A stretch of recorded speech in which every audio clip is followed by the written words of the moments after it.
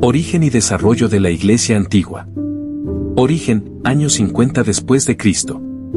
Los primeros pobladores de Utrecht fueron romanos, que establecieron un lugar llamado Trajectum en el año 50 de nuestra era.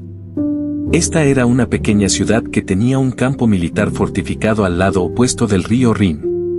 Con frecuencia se acuñó la expresión outro Traecum o Trajectum extremo, para referirse de manera adjetivada a las iglesias opuestas a los abusos de los derechos papales. Así nacieron las palabras ultrajectum y ultrajectino, de donde proviene la palabra Utrecht. Año 689 después de Cristo, llegada de los misioneros.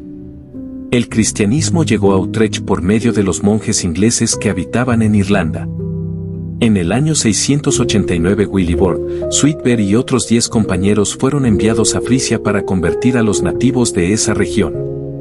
San Suidber fue elegido para ser el obispo de ese territorio de misión, pero por razones desconocidas, abandonó la región. Willibrord fue enviado a Roma, y fue consagrado por el Papa Sergio I como arzobispo de Frisia. Año 1145 después de Cristo, la subvención del Papa Eugenio I, y otras subvenciones papales. El oficio episcopal era una posición muy importante y lucrativa, sobre todo en la sede de Utrecht, que era una ciudad muy rica y poderosa durante aquel tiempo. En esa parte de la cristiandad, los obispos eran elegidos por el clero y el laicado.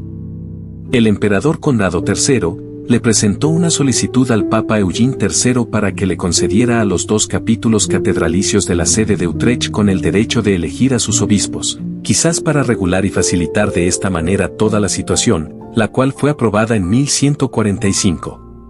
Muchas veces los papas se encontraron en situaciones muy comprometedoras que luego resultaban en cismas y luchas de poder en la sede de Utrecht. La Facultad Teológica de París en 1717 conocido la jurisdicción de Utrecht como una sede autocéfala. Año 1528, la corona española controla a los Países Bajos. Henry de Bavaria, quien fue el sucesor de Felipe de Borgoña, hizo algo terrible para la vida eclesiástica, le hizo el ofrecimiento de traspasar sus poderes temporales al emperador Carlos V de España, si el emperador a su vez le nombraba como obispo de Utrecht. Henry no entregó ni a la corona española ni al Papa los derechos que tenía el capítulo de la Catedral de Utrecht para elegir a sus obispos. Una jurisdicción autocéfala es gobernada por sí misma y no necesita del mandato papal para la consagración de obispos.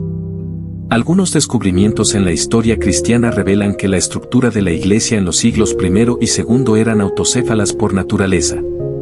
Esta es la posición actual de las iglesias ortodoxas griegas y que de igual modo ha sido adoptada por las iglesias veterocatólicas. 1533 después de Cristo. El cardenal Inchbord, asignado papal para la sede de Utrecht. Primera tentativa del Papa para deshacer la bula de Vitus Pastoralis. 1536 después de Cristo, Roma aceptó y confirmó a George de Egmont como obispo de Utrecht, quien había sido elegido por el capítulo de Utrecht. Año 1559, Arquidiócesis de Utrecht. El Papa Paulo IV en 1559, en la bula Super Universas, creó el arzobispado de la sede de Utrecht, Cambrai y Mechin. Año 1565, Frederick Schenck fue consagrado como primer arzobispo en la sede de Utrecht.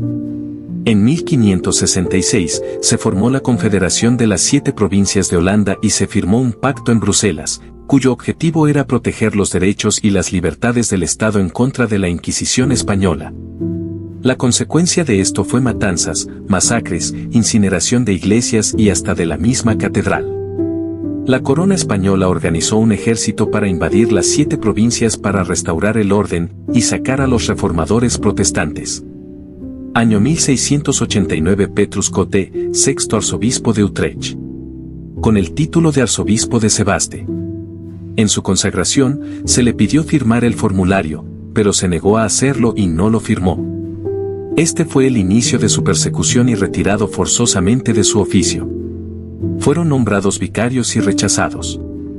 En noviembre de 1710, muere Cotte. Pero en su lecho de muerte, Cotte firmó este documento, las 5 proposiciones famosas que la sede papal había condenado.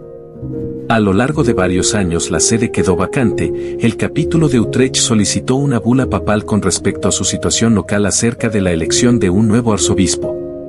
Se hicieron varios intentos, sin embargo, dichas solicitudes nunca fueron contestadas. Consultaron las opiniones de las universidades nuevamente para ver si estaba correcto proceder con la elección y consagración sin el mandato papal. La Universidad de Louvain contestó de manera afirmativa y en el mismo sentido las universidades de Sorbonne y Cerri. El capítulo procedió y fue elegido Cornelius Steenhoven el 15 de octubre de 1724. Fue consagrado como arzobispo de Utrecht por la imposición de manos del obispo Dominique Barlet. Seguidamente los miembros del capítulo notificaron esta decisión a la sede de Roma. Steenhoven, Barlet y todos aquellos que participaron en dicha consagración fueron excomulgados por Roma.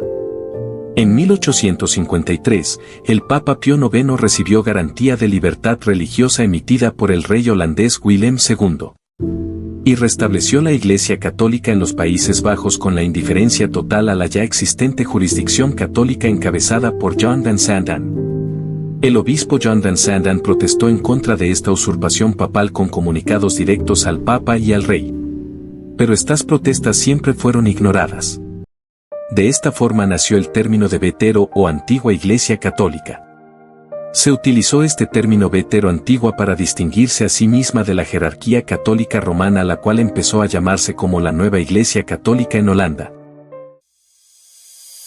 Iglesia Veterodoxa, cuerpo y sangre de Cristo, católicos antiguos.